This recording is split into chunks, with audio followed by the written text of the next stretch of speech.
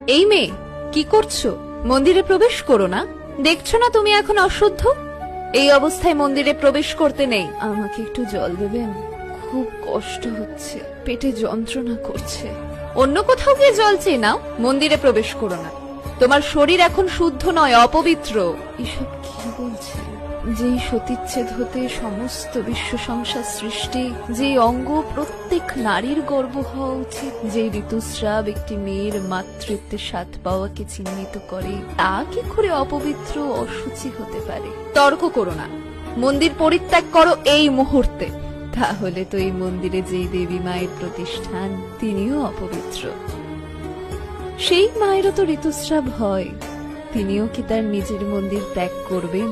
এসব কি বলছো তুমি? বিশ্বাস না হলে আপনি নিজে গিয়ে দেখুন।